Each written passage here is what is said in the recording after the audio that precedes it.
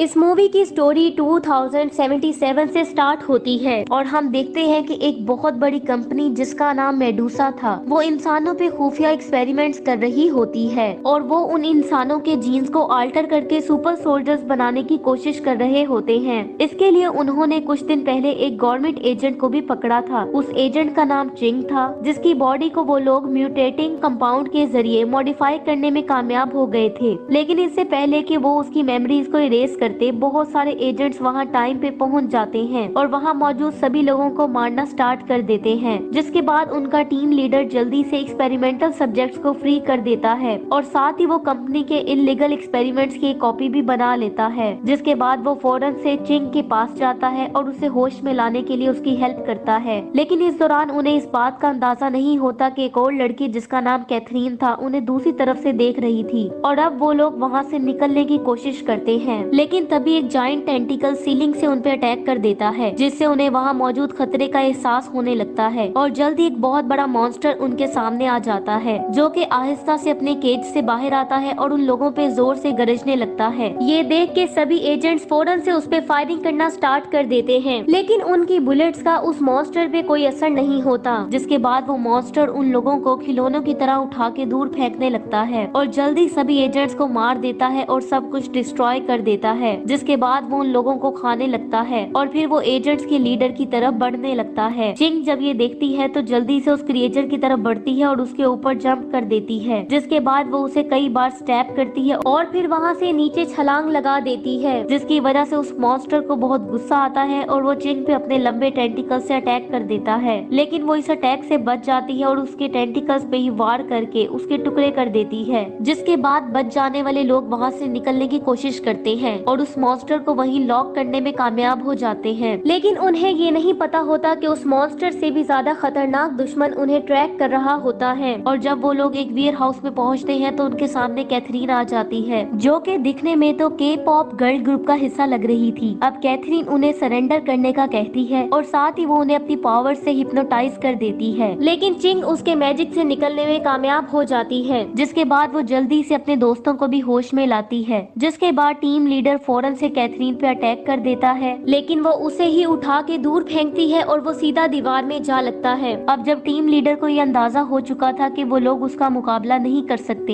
इसलिए वो कंपनी की चिप चिंग को दे के उसे वहाँ से भागने के लिए कहता है। जिसके बाद वो कैथरीन को डिस्ट्रैक्ट करने के लिए दोबारा से उस पर अटैक करने लगता है, लेकिन कैथरीन उसके अटैक को बड़ी आसानी से नाकाम बना देती है और फिर वो उसे किसी इंसेक्ट की तरह उठा के दूर फेंकती है। ये देख के चिंग भी वापस उस पर अटैक करने के लिए आती है और उसको हिट करने की कोशिश करती है, लेकिन कैथरीन की पावर से उसकी पावर्स का कोई मुकाबला नहीं था, इसलिए वो उसे भी हिट करके दूर फेंकती है। अब कैथरीन उसे बालों से पकड़ के उठाती है और करीब पड़े बैरल में फेंक देती है, जिससे वो काफी ज्यादा इंजर्ड हो जाती है। ये देख के कैथरीन उस पे फाइनल अटैक के लिए आगे बढ़ती है, लेकिन अचानक से चिंग का डीएनए म्यूटेट होने लगता है, जिससे उसकी बॉडी में बहुत ज्यादा पावर्स आ जाती हैं और चिंग की आंखें खोलते ही सीन शिफ्ट हो जाता है। जिसके बाद हम देखते हैं कि करीब ही एक बिल्डिंग में मेडुसा का हेड मैनेजर जिसका नाम ली था अपने प्राइवेट ऑफिस की तरफ बढ़ रहा होता है, जहां टीम लीडर को कैद करके रखा गया था। और तभी हमें उनकी बातों से पता चलता है कि चिंग वहां से कंपनी की चिप लेकर भागने में कामयाब हो गई थी, लेकिन टीम लीडर उसे चिंग की लोकेशन बताने से इनकार कर देता है, जिसकी वजह से ली को बहुत ज्यादा गुस्सा आता है और वो उसे मार डालता है। जिसके बाद हम देखते हैं कि ली एक वर्चुअल सिमुलेशन में चला जाता है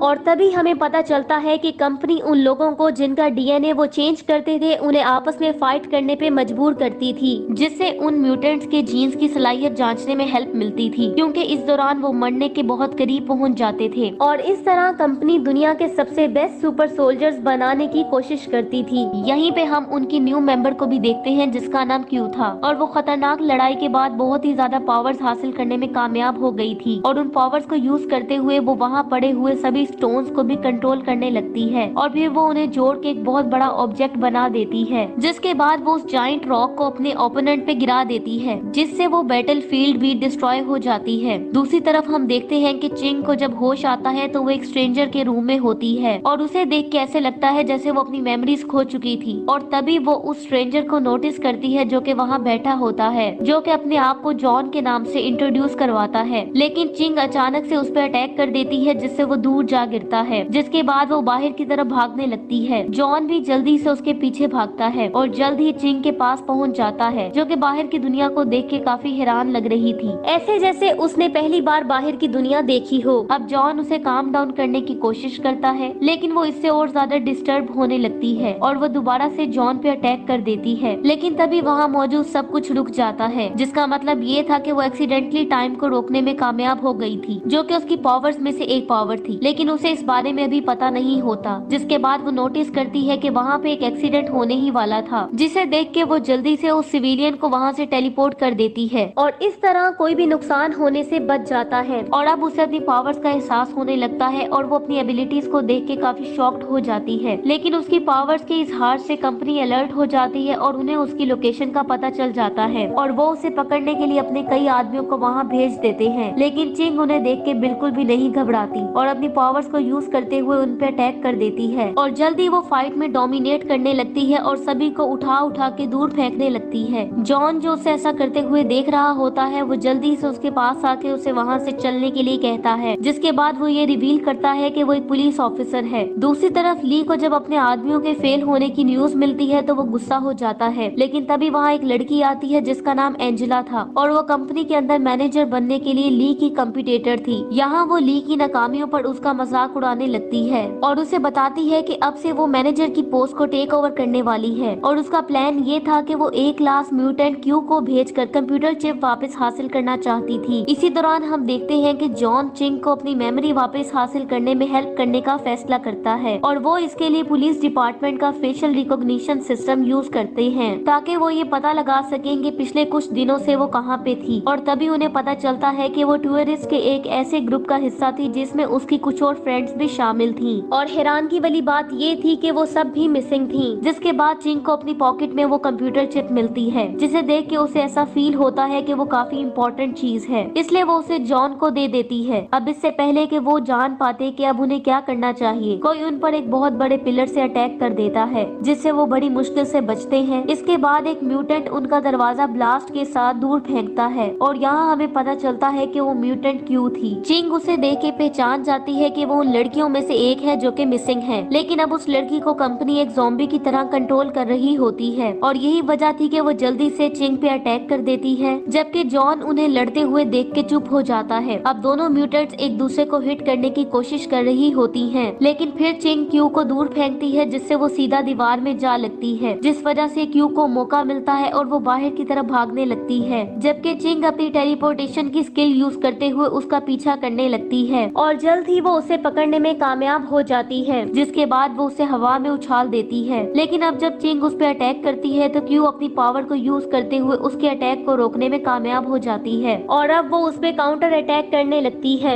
और सभी रॉक्स को कंट्रोल करके चिंग पर फेंकने लगती है, जिसकी वजह से क्यू को मौका मिलता है और वो चिंग पे जोरदार हमला करती है और उसे बिल्डिंग में से पुश करती हुई जमीन पे क्रैश करती है, जिसके बाद वो उसे हवा में उछालती है और साथ ही दीवारों में मारने लगती है और फिर वो उसे लगातार पंच मारने लगती है, जिसकी वजह से वो बहुत ज्यादा इंजर्ड हो जाती है। लेकिन तभी जॉन टाइम पे वहाँ पहुँच जाता है और अपनी फ्रेंड को बचाने के लिए वो चिप क्यू को दे देता है, लेकिन चिंग हार मानने को तैयार नहीं थी और वो दोबारा से म्यूटेट करना स्टार्ट कर देती है और अब उसकी मजीद पावर सामने आने लगती हैं। इसी वजह से वहाँ एक बहुत बड़ी शॉक वेव आती है, जिसकी वजह से क्यू दूर जा गिरती है और अब वो क्यू पे अटैक करने के लिए उसकी तरफ बढ़ती है और एक ही पंच से क्यू की पावर को क्रश करते हुए उसे दूर फेंकती है। अब चिंग को मौका मिलता है और वो जल्दी से क्यू पे गुस्से से लगातार अटैक करने लगती है, जिसके बाद वो उसे एक डॉल की तरह उठा के दूर फेंकती है और अब वो उसे मारने के लिए फाइनल अटैक करने ही वाली होती है कि इससे पहले ही कंपनी क्यू की चिप को डीएक्टिवेट कर देती है, क्योंकि वो अपना मिशन कंप्लीट करने में नाकाम हो गई थी। जिसके बाद चिंग भी बहुत ज्यादा इंजरीज की वजह से वहीं गिर जाती है और जॉन को उसे हॉस्पिटल ले जाना पड़ता है, लेकिन उन्हें ये पता नहीं होता कि उनकी फाइट खुफिया तौर पे रिकॉर्ड की जा रही थी और तभी हमें पता चलता है कि उस स्पाई ड्रोन के पीछे ली था और अब वो एंजेला से पूछने लगता है कि वो कैसे अपने एनिमी को जिंदा बच के जाने दे सकती है और कैसे वो अपने सबसे बेस्ट वॉरियर को भी मार सकती है। ली इन नाकामियों पर उससे जवाब मांगने लगता है, लेकिन उनके आर्ग्यूमेंट्स को कंपनी का ऑनर इंटरप्ट कर देता है और उन्हें अपनी लड़ाई बंद करने का कहता है, जिसके बाद वो उन्हें किसी भी कीमत पे चिप हासिल करने का ऑर्डर देता है। दूसरी तरफ चिंग को एक अंडरग्राउंड हॉस्पिटल में लाया जाता है, जहाँ पे उसे म्यूटीजेन की डोज दी जाती है, जिससे वो स्टेबल होने लगती है और अब वो मजीद मजीद छुपने से इनकार कर देती है और कंपनी पे अटैक करने का डिसाइड करती है, जिसके बाद वो सीधा कंपनी के हेडक्वार्टर जाती है। और जैसे ही वो बिल्डिंग में एंटर होती है तो उसे अपनी पास्ट की मेमोरीज याद आने लगती हैं और यहाँ उसे कैथरीन भी याद आ जाती है जो कि एक डॉक्टर थी और वही सभी लड़कियों को लैब में ले गई थी जहाँ पे उन्हें पकड़ लिया जाता है और फिर उन्हें फोर्सफुली सुपर सोल्जर्स बनाया जाता है। चिंग अपनी मेमोरीज को यूज करते हुए आगे बढ़ रही होती है और जल्द ही वो एक सीक्रेट डोर को ढूंढने में कामयाब हो जाती है जो कि उन्हें दीवारों के पीछे बनी लैब में ले जाता है और आखिरकार वो उस जगह पहुंच जाते हैं जहां सारे एक्सपेरिमेंट्स किए जाते थे, जिससे उसे बाकी सब कुछ याद करने में भी हेल्प मिलती है और उसे अपने पास से रिलेटेड सब कुछ याद आ जाता है। और तभी हमें पता चलता है कि चिंग को उसके कैप्टन की तरफ से एक टूरिस्ट के तौर पे कंपनी में एंटर होने का मिशन दिया गया था,